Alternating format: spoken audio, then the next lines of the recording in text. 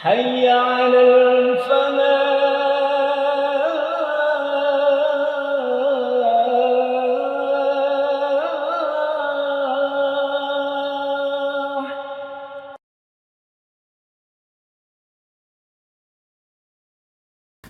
Bismillahirrahmanirrahim. Assalamualaikum warahmatullahi wabarakatuh. Alhamdulillahi rabbil alamin. Wa bihi nasta'inu ala umuri dunya waddin.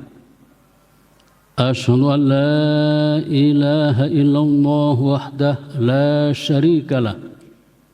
Wa ashhadu anna Muhammadan abduhu wa rasuluh. Fa usalli wa usallimu ala Muhammad wa ala alihi wa ashabihi ajma'in. Amma ba'd. Faqala ta'ala fi kitabihil karim. A'udzu billahi minasy syaithanir rajim. Wa ma ataakumur rasulu fakhudhuhu wa ma nahakum anhu fantahu wattaqullaha innallaha syadidul iqab. Shadaqallahul adzim. Para jamaah, malam ini kita akan bahas tentang hukum sholat taubat. Permasalahan ini muncul ketika ada seseorang yang bertanya, bagaimana hukum sholat taubat? Di beberapa kalangan masyarakat, ada yang memandang bahwa tidak ada sholat taubat. Sementara di masyarakat yang lain mengatakan ada. Karena itu para jamaah, maka malam ini kita mencoba untuk mengeksplor, untuk melacak kitab-kitab dahulu para ulama, apakah juga membahas masalah sholat taubat ini.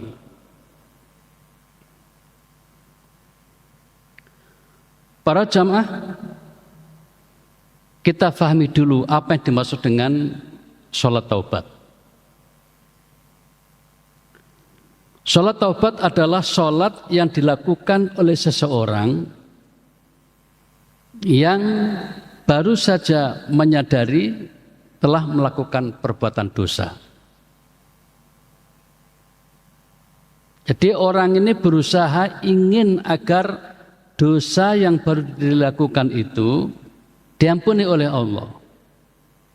Kemudian dia melakukan sholat.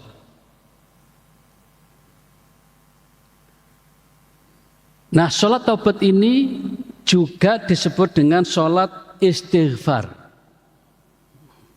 Sholat istighfar. Sholat minta ampun. Sama saja ya. Begitulah yang berkembang di dalam kajian-kajian fikih tentang sholat taubat ini. Nah, para jamaah, mengapa ulama berbeda pendapat tentang sholat taubat ini?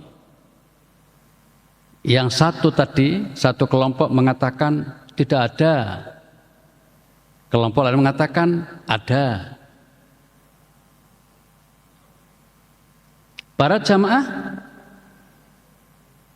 timbulnya perbedaan pendapat di kalangan ulama tentang eksistensi sholat taubat ini dikarenakan hadis yang membahas tentang sholat taubat ini dipersoalkan kedudukannya. Hadis yang membahas tentang sholat taubat ini dipermasalahkan. Beberapa hadis diriwayatkan dari Ali bin Abi Thalib, ada juga dari Abu Bakar. Nah, hadis-hadis yang ada itu di antara deretan perawi sang penyambung riwayat ini ada seorang perawi yang bernama Asma bin Al-Hakam. Jadi hadis yang menjelaskan tentang sholat taubat ini, di antara deretan para perawi itu ada yang bernama Asma bin Al-Hakam. Nah, tokoh ini, sang perawi ini diperdebatkan keberadaannya, kredibilitasnya di kalangan umat, di kalangan ulama. Sebagian ulama ada yang mengatakan perawi ini lemah. Asma bin Al-Hakam ini lemah. Sebagian lain mengatakan enggak, dia cukup kuat. Nah, para jamaah, di antara ulama yang termasuk tidak mau menerima perawi ini adalah Imam Al-Bukhari. Imam Al-Bukhari mengingkari perawi ini. Artinya beliau Al-Bukhari ini tidak mau menjadikan orang ini menjadi deretan perawi dalam hadis-hadisnya, tidak mau. Karena dianggap orang ini lemah.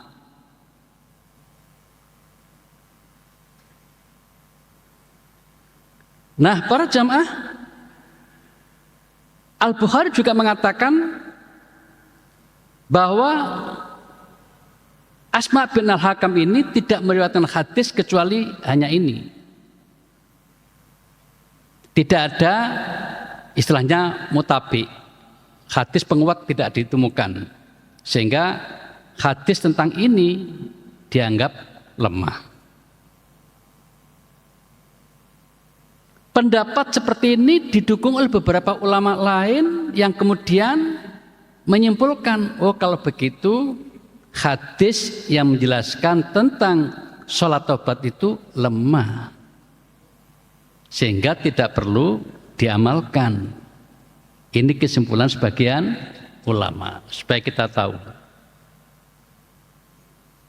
Nah, tentang pernyataan Al-Bukhari ini kemudian dikomentari oleh ulama lain namanya Al-Mizzi.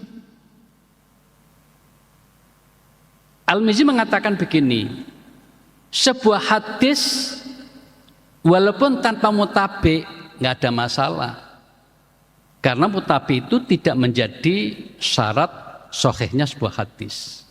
Komentari pendapat Al-Bukhari tadi itu. Sehingga kalau misalnya hadis itu walaupun menyendiri tapi dia kuat, ya sudah, tetap aja dia sahih.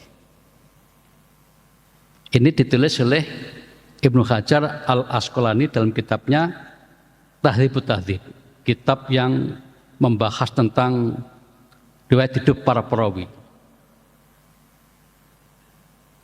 Nah, para jamaah, selain ada ulama seperti Al-Bukhari yang cenderung berkomentar nggak bagus tentang sosok perawi bernama Asma bin Al-Hakam ini, ada ulama lain yang mengatakan bahwa Asma bin Al-Hakam ini orangnya baik. Misalnya Al-Ajili. Al-Ajili ini hidup pada wafat tahun 261 Hijriah. Al-Ajili mengatakan bahwa Asma bin Al-Hakam ini ulama tabi'in atau tokoh tabi'in, berasal dari Kufah, dan dia orangnya sikoh, kredibel, dapat dipercaya. Ini komentar Al-Ajili tentang sosok Asma bin Al-Hakam yang diperdebatkan. Ini ditulis oleh Al-Ajili dalam kitabnya berjudul Athiqat, perawi-perawi yang sikoh. Ceritanya begitu. Kemudian Ibnu Hajar Al-Asqalani sendiri, para jamaah, kita sering mendengar nama tokoh ini. Ibnu Hajar Al-Asqalani adalah orang yang hidup pada abad 9 Hijriah atau abad 14 Masehi. 14-15 Masehi. Nah, beliau ini dikenal ahli hadis. Selain menghimpun hadis yang sangat terkenal, kita dengar Bulughul Maram, itu karya beliau. Ada karya yang sangat besar, namanya Fathul Bari. Itu kalau dijajar-jajar jusnya itu satu meja tidak cukup, saking besarnya kitab itu. Banyak ulama dunia mengaku kehebatan sosok Ibnu Hajar ini. Nah, sekarang apa kata Ibnu Hajar tentang perawi yang diperdebatkan tadi yang bernama Asma bin Al-Hakam? Beliau mengatakan bahwa Asma bin Al-Hakam adalah perawi dari Kufah yang sikoh, sama dengan Al-Ajli tadi komennya, mengakui bahwa Asma bin Al-Hakam ini perawi yang baik. Pada kitab lain Ibnu Hajar menyatakan bahwa perawi ini yang bernama Asma bin Al-Hakam ini orangnya soduk. Soduk itu artinya jujur, dapat dipercaya. Dan ini merupakan perawi generasi ketiga. Tadi yang dikatakan tabi'in itu. Nah, ini ditulis oleh Al-Asqalani dalam kitabnya Takrib At-Tahdzib.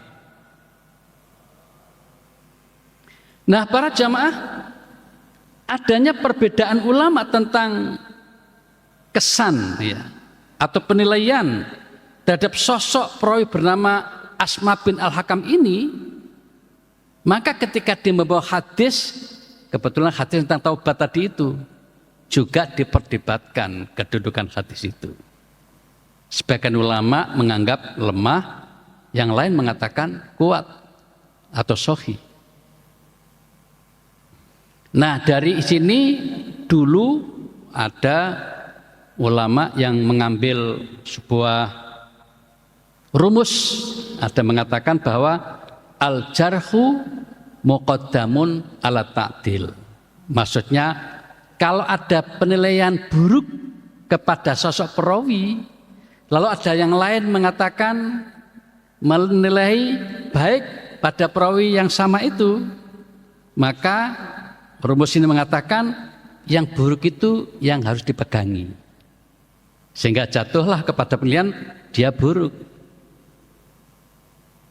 Nah, belakangan para jamaah teori ini tidak diterima, sehingga walaupun ada orang yang menganggap dia buruk, yang lain memandang bagus, lihat-lihat siapa yang menilai siapa. Kalau menilai ini memang orang dikenal sangat-sangat ketat, orangnya sangat terkenal juga, orangnya sangat mumpuni, maka bisa jadi yang ini tadi yang menganggap baik yang bisa dipegangi. Jadi memang ini jadi perdebatan di kalangan ulama itu sendiri. Nah, akibat dari perdebatan sini, dulu di kalangan Majelis Tarjih Muhammadiyah sempat tidak memasukkan sholat tobat ke dalam deretan sholat sunnah. Sehingga kalau di kalangan Muhammadiyah membaca buku Tarjih 1, Tarjih 2, itu enggak ada keterangan. Yang adanya sholat sunat tobat tidak ada.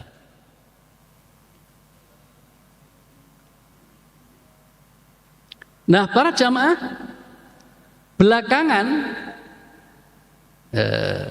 ulama Muhammadiyah mengenai sholat tobat ini diangkat lagi, dibahas lagi, yaitu pada tahun 2018 ketika Musyawarah Nasional Tarjih yang ke-30 di Makassar. Saya ikut waktu itu. Nah, ketika dikaji ulang tentang kedudukan sholat tobat ini, akhirnya para ulama yang membahas tentang ini cenderung pada penilaian bahwa hadis tentang sholat tobat itu sahih, sekurang-kurangnya hasan. Hasan lah, bagus. Kalau hasan itu bisa dijadikan dalil atau hujjah. Akhirnya para jamaah pada tahun 2018 itu Munas Tarjih Muhammadiyah cenderung pada pendapat bahwa sholat tobat termasuk sholat yang disunnahkan. Itu ceritanya. Kalau di kalangan Nahdien udah lama mengatakan itu sholat sunnah. Muhammadiyah baru 2018. Karena apa? Adanya hadisnya tadi itu yang diperdebatkan. Bahkan Bukhari sendiri tidak mau menerima perawi yang namanya Asma bin Al-Hakam gara-gara itu. Nah, bagaimana hadisnya itu? Saya bacakan hadisnya. An Ali, dari sahabat Ali bin Abi Thalib, menantu Nabi. Yaqulu, berkata, inni kuntu rajulan, aku ini seorang laki-laki, idza sami'tu min Rasulillah sallallahu alaihi wasallam, apabila aku mendengar dari Rasulullah haditsan, sebuah hadis. Ali mengatakan, apabila aku mendengar sebuah hadis dari Rasulullah, nafa'anillahu minhu, maka Allah memberikan sesuatu kepadaku, membawa manfaat dari hadis itu. Hadis itu mesti membawa manfaat bagi diriku. Bima sya'a ayang fanibi wa idza haddatsani rajulun min ashabihi. Nah, itu kalau Nabi bicara kepada Ali. Tapi apabila ada seseorang sahabat ngomong bicara kepada Ali tentang sesuatu dari Nabi, maka istahlaftu, aku meminta dia bersumpah. Saking hati-hatinya Ali bin Abi Thalib itu, kalau ada sahabat ngomong aku dapat dari Nabi, ngakunya gitu kan, maka Ali minta sumpah, sampean harus sumpah dulu, demi Allah aku dapat dari Nabi misalnya. Kalau nggak sumpah aku nggak mau terima. Saking ketatnya Ali bin Abi Thalib. Wa idza halafa li sadaqtu, apabila dia bersumpah aku baru mau menerima. Saking hati-hatinya, ini benar apa enggak dari Nabi. Zaman sahabat udah sebegitu ketatnya. Wa innahu haddatsana Abu Bakar wa sadaqa Abu Bakar. Nah, dalam hal ini Abu Bakar, seniornya dia kan, yang jadi khalifah pertama itu, berkata kepadaku, kata Ali bin Abi Thalib, dan Abu Bakar orang yang terkenal jujur, jadi aku nggak usah minta sumpahnya, udah jelas dia orang jujur, Abu Bakar. Qala, Abu Bakar berkata, Abu Bakar menceritakan tentang hadis dari Nabi. Apa kata Abu Bakar? Sami'tu Rasulullah sallallahu alaihi wasallam. Abu Bakar berkata, aku pernah mendengar Rasulullah sallallahu alaihi wasallam yaqulu, bersabda. Abu Bakar yang cerita.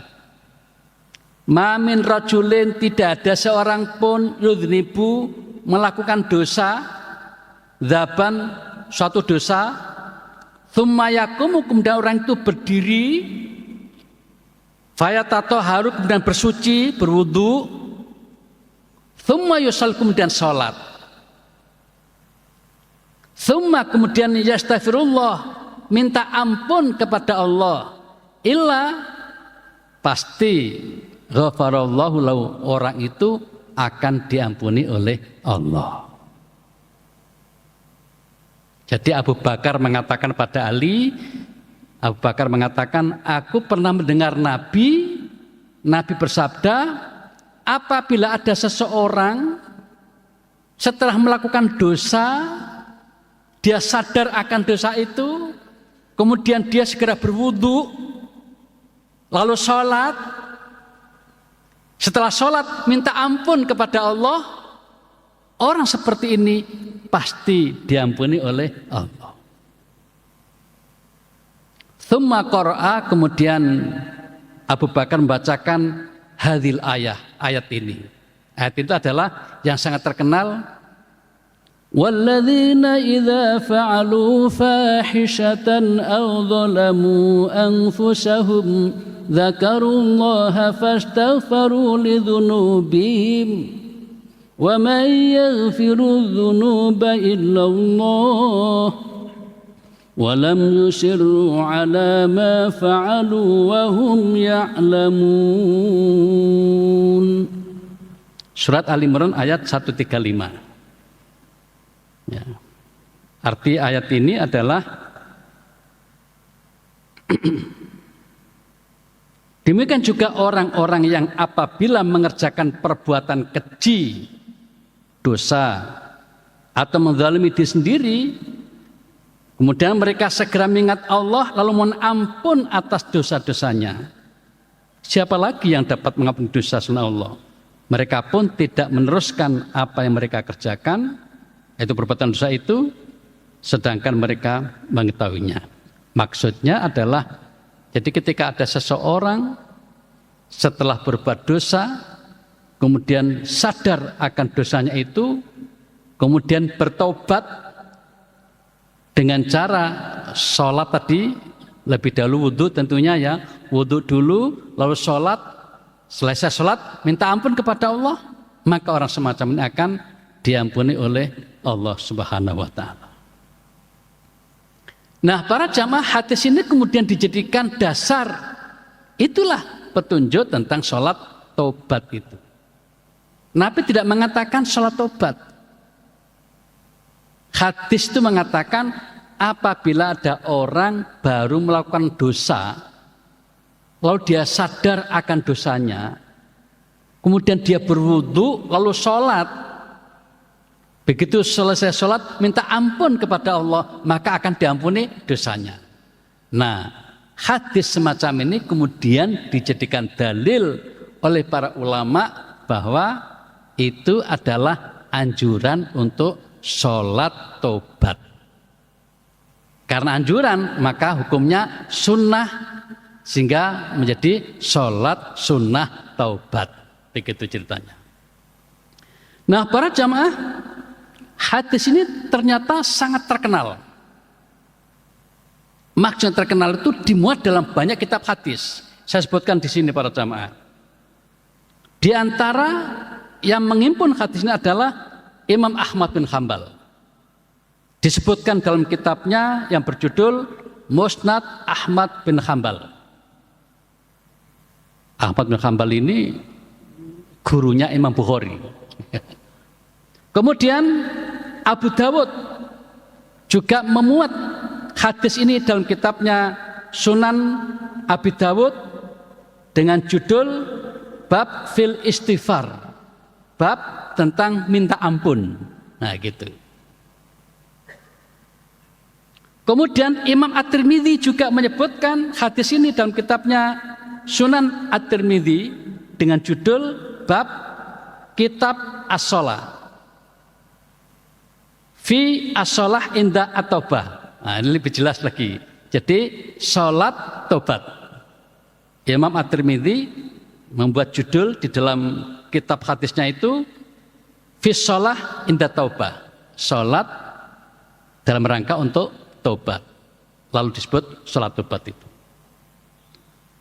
Kemudian Imam An-Nasai juga disebutkan dalam kitabnya Sunan An-Nasai, bahkan juga Ibnu Majah dalam kitab Sunan Ibnu Majah. Dari 6 perawi terkenal itu ada Bukhari, Muslim, Abu Dawud, Tirmidzi, Nasai, Ibnu Majah.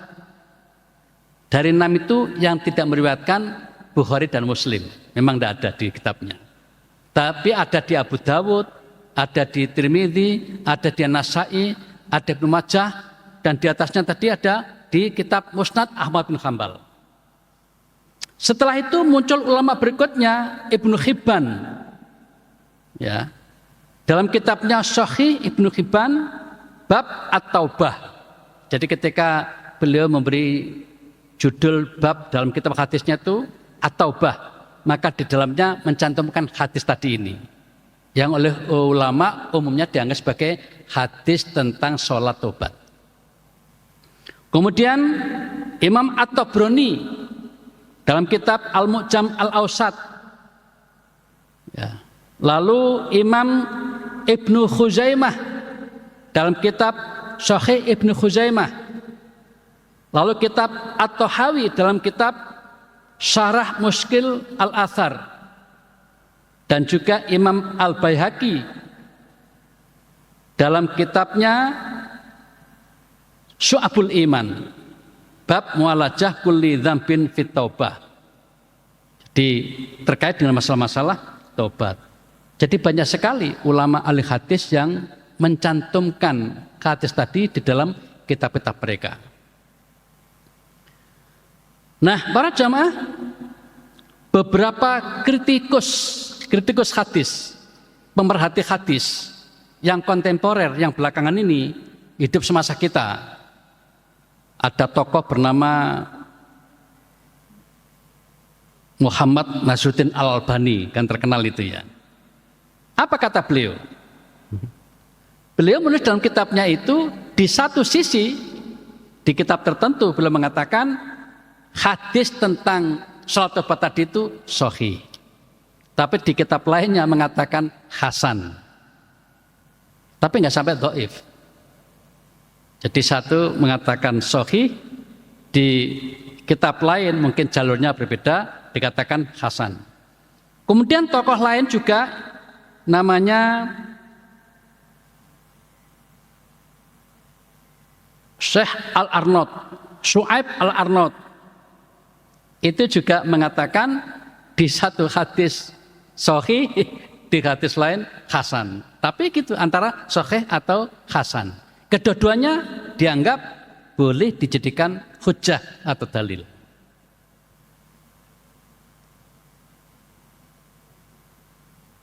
Nah, para jamaah, kemudian Syekh Al-Albani ini mencoba mengkomentari komen Al-Bukhari tentang sosok perawi yang bernama Asma bin Al-Hakam tadi. Katanya memang Asma bin Al-Hakam ini bukan orang yang bagus-bagus banget.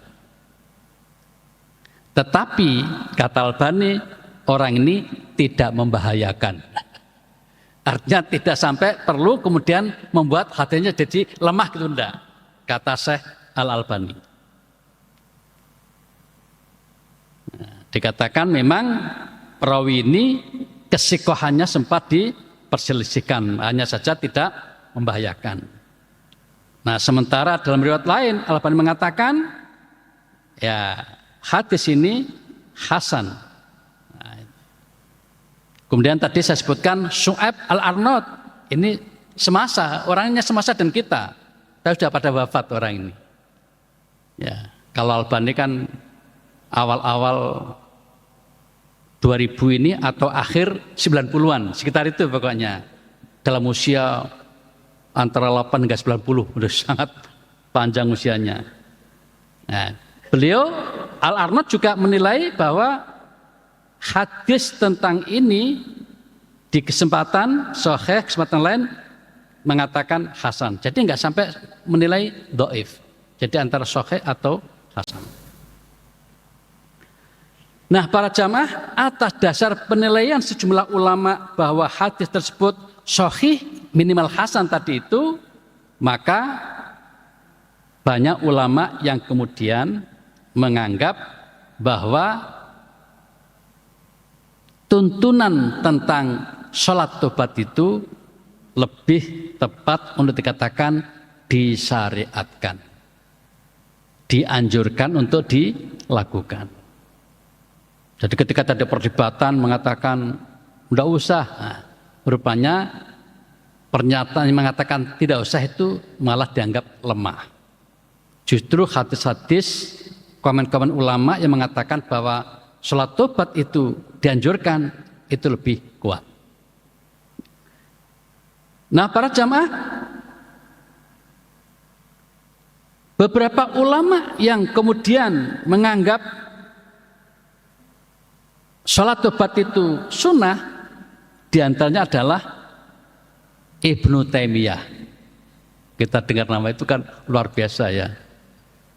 Ibnu Taimiyah mengatakan sholat tobat itu sunnah. Jadi berdasarkan pelacakan kitab-kitab kuno, termasuk yang ditulis oleh Ibnu Taimiyah, maka ditemukan pernyataan-pernyataan atau pandangan mereka bahwa sholat tobat itu disunahkan. Nah, pendapat Ibnu Taimiyah ini kemudian diperkuat oleh murid setianya, namanya Ibnu Qayyim. Jadi kalau dua orang ini sangat kental ya. Jadi apapun yang dikatakan oleh Ibnu Taimiyah, umumnya Ibnu Qayyim sepakat. Sama-sama hebatnya orang ini. Nah, karena itu maka ketika Ibnu Taimiyah mengatakan sholat tobat itu disunahkan, Ibnu Qayyim juga mengatakan iya disunahkan. Nah, di antara pernyataan Ibnu Taimiyah begini. Wa kadzalika, demikian juga tentang sholat taubah, tentang sholat taubah. Fa idza adznaba, apabila seseorang berbuat dosa, fat taubatu wajibatun, maka tobat wajib bagi dia. Tobatnya itu wajib. Alal faur, segera.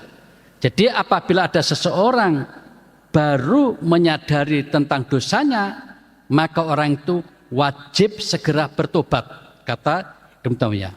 Wahwa, dan orang itu mandubun, disunahkan. Nah ini pernyataannya, mandubun disunahkan ila ayusolya rok'ataini, sholat 2 rakaat. Tsumma yatubak, kemudian bertobat kepada Allah, kama fi hadithi Abi Bakar As-Siddiq, sebagaimana hadis riwayat Abu Bakar tadi itu. Ini pernyataan Ibnu Taimiyah. Jadi ada 2 kalimat di sini. Orang yang baru saja berbuat dosa dan dia sadar, maka dia wajib segera tobat. Nomor 1. Yang kedua, orang yang tadi diwajibkan segera tobat itu disunahkan sholat 2 rakaat, yang kemudian diberi nama sholat tobat itu. Ini pernyataan Ibnu Taimiyah. Nah, tadi saya katakan juga bahwa pendapat Ibnu Taimiyah ini kemudian dikutip lagi oleh muridnya Ibnu Qayyim dalam kitabnya yang berjudul Saddud Dzara'i. Persis kalimat Ibnu Taimiyah itu dikutip ulang apa adanya, bahwa orang yang baru sadar berbuat dosa itu wajib segera bertobat dan dianjurkan sholat 2 rakaat, namanya sholat taubat tadi itu. Kemudian para jamaah, ulama berikutnya, jadi setelah Ibnu Taimiyah, muridnya Ibnu Qayyim, muridnya lagi Ibnu Katsir, ahli tafsir terkenal itu. Dalam kitab tafsirnya, Tafsir Ibnu Katsir menegaskan bahwa dengan mengutip hadis tadi mengatakan, barang siapa berbuat dosa kemudian berwudu dengan sebaik-baiknya, lalu sholat 2 rakaat dan minta ampun kepada Allah, maka ia akan diampuni dosa-dosanya oleh Allah. Nah, dari berbagai jalur riwayat dapat dikatakan hadis tentang ini hasan, bagus. Jadi bukan hanya Ibnu Taimiyah, tapi juga tadi Ibnu Qayyim, dan ini tadi adalah Ibnu Katsir juga menyatakan bahwa sholat tobat itu disunnahkan. Ibnu Katsir, ahli tafsir dan ahli sejarah. Kemudian ada lagi Al-Bahuti menyatakan bahwa sholat taubat itu disunahkan bagi orang yang baru saja berbuat dosa dengan cara bersuci lebih dulu, berwudu, kemudian sholat 2 rakaat. Setelah itu minta ampun kepada Allah Subhanahu wa Ta'ala. Nah, tentang bagaimana redaksi minta ampun bebas. Boleh saja astagfirullah, astagfirullah, atau apa? Rabbi firli, atau pakai bahasa kita tadi, ya Allah, ampuni saya, ya Allah, ampuni saya, Allah. Bebas. Jadi tentang redaksi istighfar itu Nabi banyak memberikan contoh, kita bisa ambil salah satu. Yang paling sederhana itu Rabbi firli, Rabbi firli. Itu ketika kita duduk di antara dua sujud, itu boleh dibaca Rabbi firli atau Allahumma firli, Allahumma firli.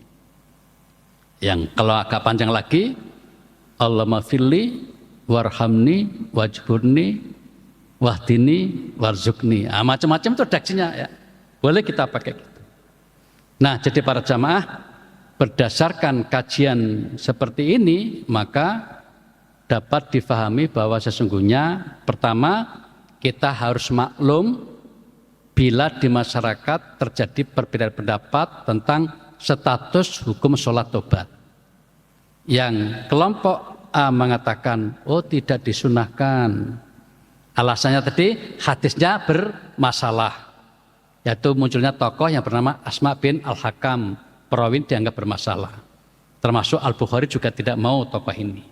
Tapi sebagian besar yang lain ulama mengatakan bahwa hadis ini sahih, sekurang-kurangnya hasan. Nah, tadi banyak ulama termasuk Ibnu Hajar Al-Asqalani cenderung pada hasannya hadis ini.